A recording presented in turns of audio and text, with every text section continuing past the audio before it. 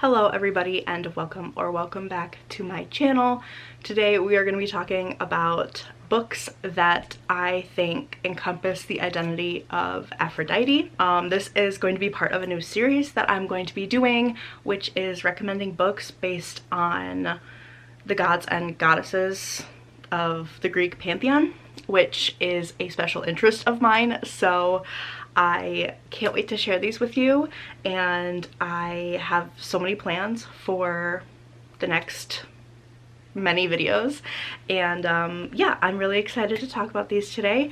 And yeah, without any further ado, if you yourself are a child of Aphrodite, or if you just particularly have a draw towards that kind of vibe, then I suggest you stay tuned and I hope you enjoy the video. So we have a bunch of books today, not a bunch, but 2, 4, 6, 7 books to talk about today, and I'm really excited to share them with you. Like I said, I feel like something for everybody here, and I'm pretty proud of myself for how well-rounded this video is going to be, these recommendations are going to be.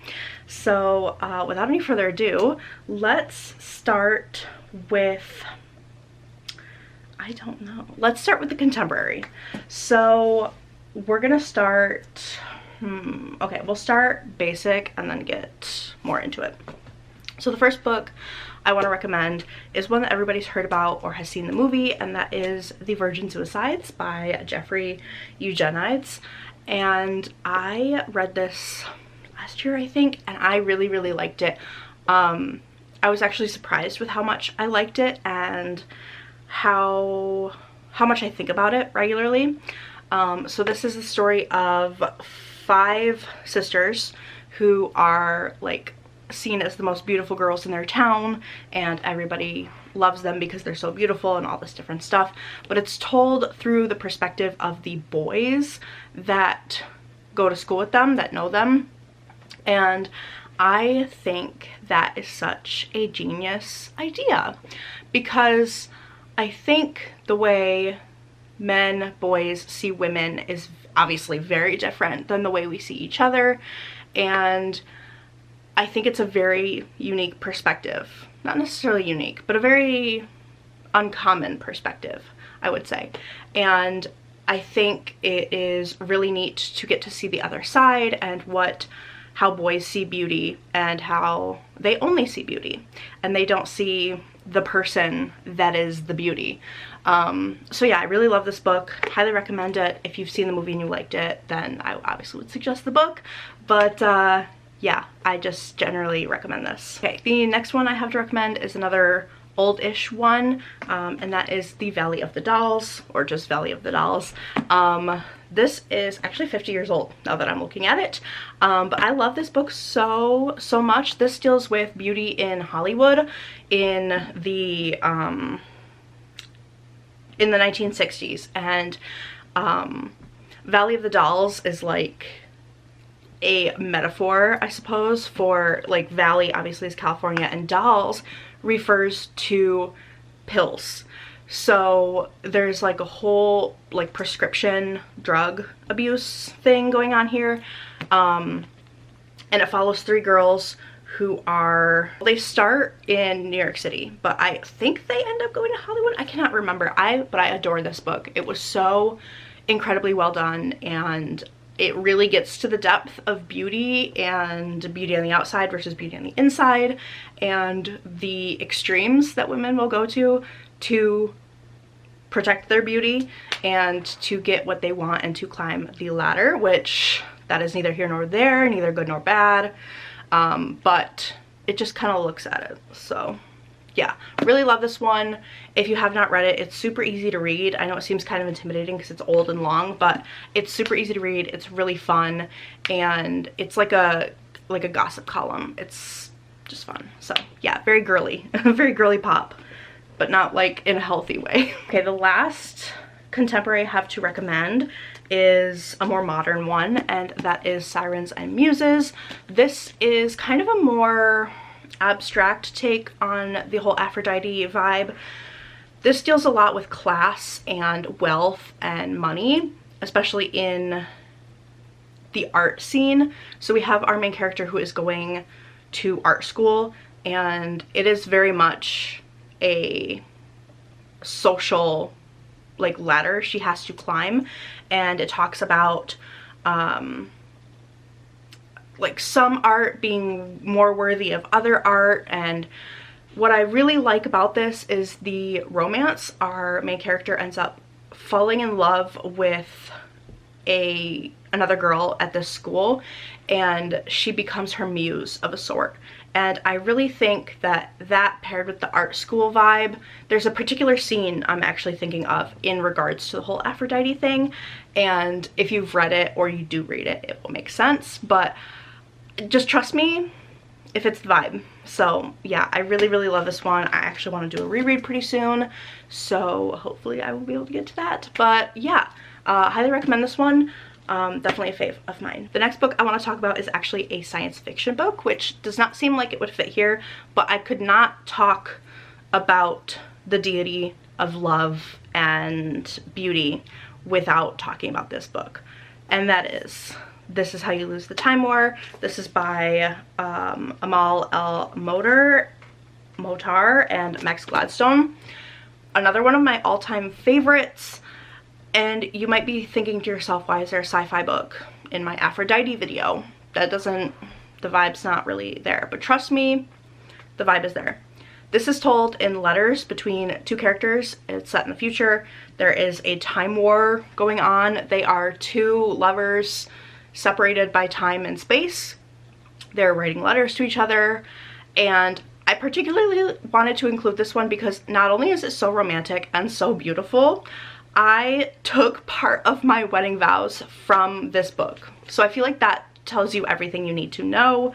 And I really, if there's a book, if you look at me and ask me what is the most romantic, beautiful love story you've ever read, it is This Is How You Lose the Time War. Even though it's a sci-fi and it feels like it doesn't make sense, it makes sense. I know everybody and their brother has read this book lately. It kind of went viral a few years ago.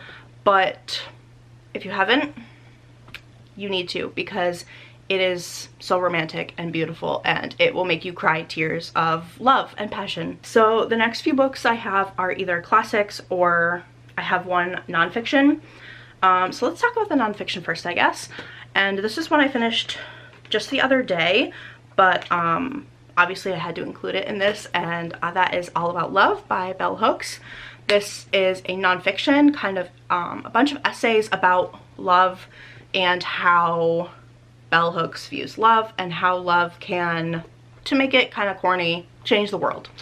The most important takeaway from this I got was the line, the word love is most often defined as a noun, yet we would all love better if we used it as a verb. And I really think that encompasses the entire story here. I think if you want to change your entire perspective on life, you need to read this. I am not the same person since I read it. In fact, I was like tearing up at just the first chapter. So this went really well for me. If you're intimidated by nonfiction, I don't think you should be. This one's a really easy read, and it's really easy to comprehend and get the ideas that are being explained here. And it's just a really beautiful story. Less of a story, it's a really beautiful piece of work here. And I really like the way that it doesn't go into just romantic love, but familial love and love between friends and love between strangers, and how we can all love each other more, and how loving each other more makes us better people and makes us more loved in return. So I think this is a super important book if you haven't not read it. Bell Hooks is obviously a super well-known author, and this is a really popular book, but again, I feel like most people on BookTube, BookTok, what have you, aren't really familiar with this kind of stuff, and I think more people should be, because it really widens your horizons and makes you a better person. So I think everybody should read this book. That's just my opinion, but yeah. The next book I want to talk about is actually a collection of poems, which this would not be an Aphrodite recommendation video without a selection of poetry. And of course I had to go with the basic answer. I don't read a ton of poetry, but this is definitely my favorite that I've ever read. and that is the collection of Sappho's poetry. Now, a lot of these are unfinished. Sappho lived a long time ago, and most of her poetry is, all that remains is like fragments of it, but that, just those fragments are enough to get the idea across. And I thought for sure I saved some of these, but some of these I remember reading and just kind of sitting there and thinking about it. It's like they'd be like 3 lines, and I'm just sitting there and I'm thinking about it and how beautiful it was. I just could not get enough of these poems, and again, I think this is something everybody should read, not only because it's so old and like a classic poetry, but because it talks about love so beautifully. And again, I think we can all learn something when we branch out on our ideas of love. So yeah, definitely love, love, love this book, this collection of poetry. If you ask me what my favorite poetry collection is, it would be this one. And the final book that I want to talk about today is a classic, and one I could not talk about, not talk about in this series, in this video, and that is Emma by Jane Austen. I love this book. I love this movie. I particularly like the new, like what, 2022, 2023 remake or whatever. One of my favorites, and this is just a fantastic book. It's very long, again, super intimidating, but it's a lot of fun, and again, just very girly, I feel like. This is about a girl named Emma who she befriends this girl and tries to like become a matchmaker. She's like very dead set on like, I'm such a good matchmaker, I'm gonna pair you up with this guy, I'm gonna find the perfect guy for you. And it talks about that, and it's a lot of fun, but it's also like a warning on meddling. And I just think it's really good. It's really fun. If you're looking for something fun that's a classic, I would recommend this. It's not boring at all. It's just pure fun, and it's a good book about love in friendships and love between, like, platonic love. And I just love this book. I love love, you know? So of course I had to recommend this, and I mean, Emma is Emma, so I feel like you kind of get the general idea if you haven't already seen any of the movies. But yeah, that is all the books I have to talk about today. I hope you guys enjoyed this video. Please leave me a comment with any recommendations for this video, and also what Greek deity you would want to see next. I have so many planned, but I don't know like the order in which I want to do them. So let me know what you'd like to see, and I will add them to my list. And yeah, thank you so much for watching, and I will see you in the next one. Bye-bye.